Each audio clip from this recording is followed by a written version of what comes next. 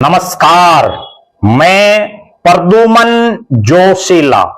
पिछले कई दिनों से एक शब्द जो सबसे ज्यादा सुनने को मिल रहा है और जिसकी सबसे ज्यादा चर्चा है, गांव गली चौक चौराहों मोहल्लों वार्डों में हर जगह जिसे एक शब्द की सबसे ज्यादा चर्चा है, उसी पर आज हम विश्लेषण करेंगे और वो शब्द है परिसीमन यानी डीलिमिटेशन।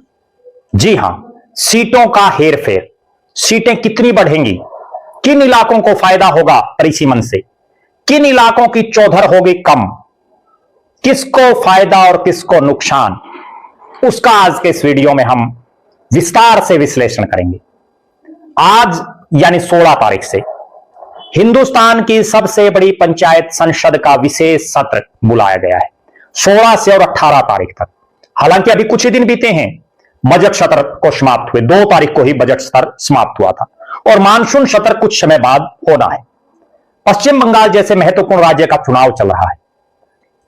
उसके बावजूद नरेंद्र मोदी की सरकार 3 दिन का यह विशेष सत्र बुला करके कोई बड़ा संदेश देने जा रही है। आज से प्रारंभ होने वाले इस विशेष सत्र में महिला आरक्षण जो बिल है, परिसीमन के तहत जो सीटों को आरक्षित भी किया जाना है महिलाओं को 1/3 यानी 33%, उसको लेकर के यह सत्र। हर तरफ परिसीमन और डीलिमिटेशन की चर्चा। एक तरफ जनगणना का काम शुरू, जनगणना 2026, और दूसरी तरफ यह चर्चा की जो 2011 में जनगणना हुई उसके हिसाब से परिसीमन। अगर 2011 के हिसाब से परिसीमन करना है तो फिर 2026 की जनगणना को करवाने का क्या तुक है? बहुत गंभीर और बड़ा सोचने का विषय है। 2026 की जनगणना पूरी होने के बाद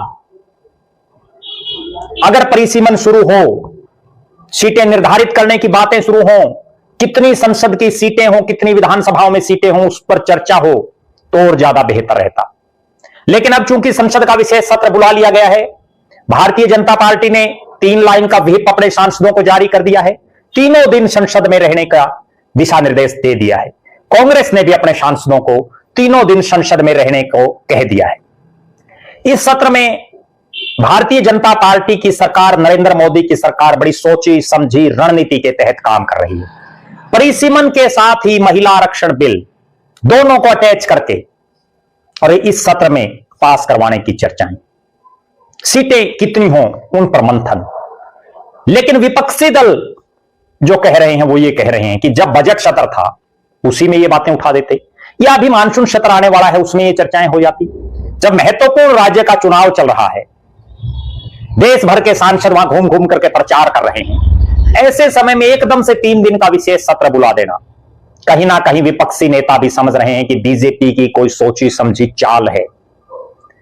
विपक्षी नेता कह रहे हैं कि हम महिला आरक्षण बिल का समर्थन करते हैं, लेकिन जिस तरह से परिसीमन के तहत राज्यों को सीटें अलॉट की जाने की संभावनाएं हैं, जिस तरह की चर्चाएं हैं, उससे वो सहमत नहीं है। बहुत से विपक्षी नेता यह भी कह रहे हैं कि 2011 की जनगणना के हिसाब से परिसीमन प्रासंगिक नहीं है। अब इसका किसको फायदा होगा और किसको नुकसान होगा, पहले हम भारत देश के संदर्भ में आपको बताते हैं। अगर जनसंख्या के हिसाब से सीटें बढ़ी तो सीधा सीधा फायदा उन राज्यों को होगा जिनमें बेतहाशा जनसंख्या वृद्धि पिछले सालों में हुई है, और उन राज्यों को सीधा सीधा बड़ा भारी नुकसान होगा जिन्होंने जनसंख्या पर नियंत्रण रखा है, जहां जनसंख्या इतनी नहीं बढ़ी है। और विशेषकर दक्षिण भारतीय राज्य, चाहे केरल हो चाहे तमिलनाडु हो और इसके आसपास के जो राज्य हैं, कर्नाटक हो, आंध्र प्रदेश हो, उड़ीसा हो, पश्चिम बंगाल हो, यह पूरा इलाका, बाकायदा तमिलनाडु केरल के नेता तो खुलेआम कह रहे हैं कि उनको बड़ा भारी नुकसान होगा अगर जनसंख्या के हिसाब से परिसीमन हुआ तो। और फायदा होगा उत्तर प्रदेश को, बिहार को, उन राज्यों को जहां बेतहाशा जनसंख्या वृद्धि हो रही है, जिन्होंने जनसंख्या को कंट्रोल करने का काम किया, उनको यह राजनीतिक दंड मिलेगा एक तरह से। और जहां जनसंख्या नहीं कंट्रोल हो पा रही, उनको राजनीतिक इनाम मिलेगा। अब हम हरियाणा के संदर्भ में भी आपको समझा दें। हरियाणा में सबसे ज्यादा सीटें अगर कहीं बढ़ेंगी तो वो 3 जिलों में विशेषकर संभावनाएं हैं, जिनमें फरीदाबाद, गुरुग्राम और सोनीपत। जी हां, क्यों? फरीदाबाद और गुरुग्राम और सोनीपत तीनों दिल्ली के साथ सटे हुए हैं। आए दिन इन इलाकों में औद्योगिक फैक्ट्रियां लग रही हैं। आए दिन इन इलाकों में बाहर से श्रमिक आ रहे हैं बड़ी भारी तादाद में। बहुत लोग इन इलाकों में बस गए हैं और यही एक कारण है कि इन इलाकों की जनसंख्या बेतहाशा बढ़ रही है।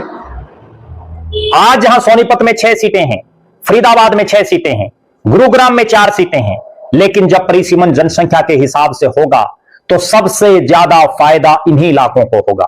एक तरफ इन इलाकों में जनसंख्या बढ़ रही है, जमीनें सीमित हैं, और दूसरी तरफ इनको राजनीतिक एडवांटेज भी मिल जाएगा, क्योंकि जहां 6 सीटें हैं वहां 10 कम से कम होने की संभावनाएं हैं फरीदाबाद में।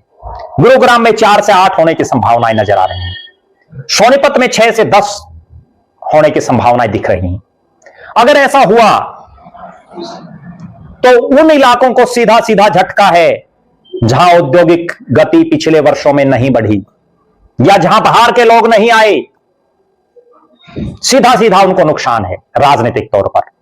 जो भारत देश के संदर्भ में है, जैसे वहां जनसंख्या जहां बढ़ी उनको इनाम मिला, वही हालात हरियाणा में भी होगी।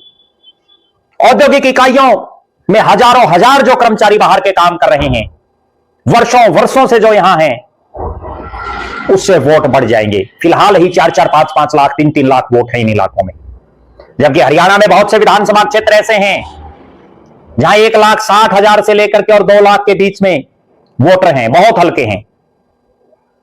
उस लिहाज से उन इलाकों को बड़ा झटका लगेगा जहां जनसंख्या नहीं बढ़ी। केंद्र सरकार को और जो परिसीमन आयोग बैठे उसको इन चीजों का ध्यान रखना चाहिए, क्योंकि जहां जनसंख्या नहीं बढ़ी उनको आप राजनीतिक रूप से क्यों कमजोर कर रहे हो?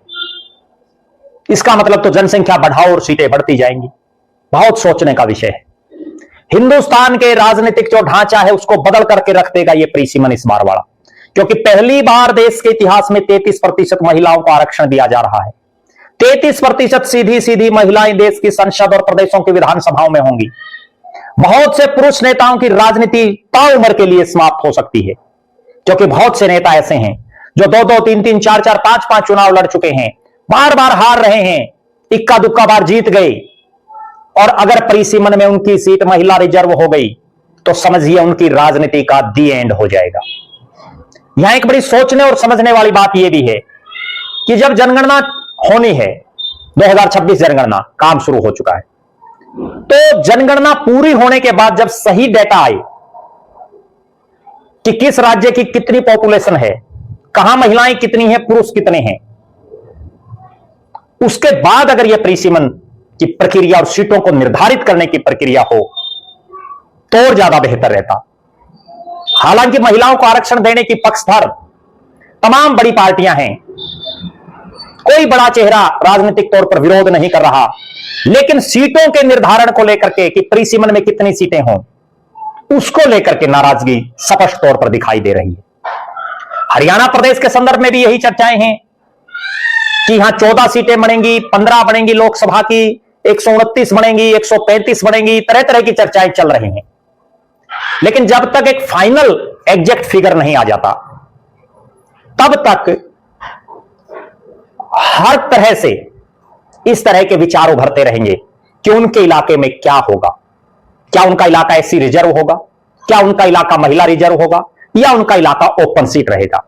आप दर्शक क्या मानते हैं, ये जो नया परिसीमन होना है, इससे किसको सबसे ज्यादा फायदा आपकी नजर में होगा और किसे होगा बड़ा भारी नुकसान?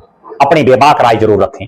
आप दर्शक ये भी कमेंट करें कि आपका इलाका किस विधानसभा या किस लोकसभा में आना चाहिए परिसीमन के बाद, और आप दर्शक ये भी कमेंट करें कि आपकी सीट आपके हिसाब से महिला आरक्षित हो, आपके इलाके की सीट एससी रिजर्व हो, या आपके इलाके की सीट ओपन रहे। अपनी बेबाक राय जरूर रखें। हमारी निगाहें 3 दिन के इस विशेष सत्र पर लगातार बनी रहेंगी। हम हर अपडेट से आपको रूबरू करवाते रहेंगे। परिसीमन को लेकर के भी जो भी नया अपडेट आएगा वो हम आपको जरूर बताएंगे। बहुत बहुत धन्यवाद। आपका अपना प्रद्युमन जोशीला।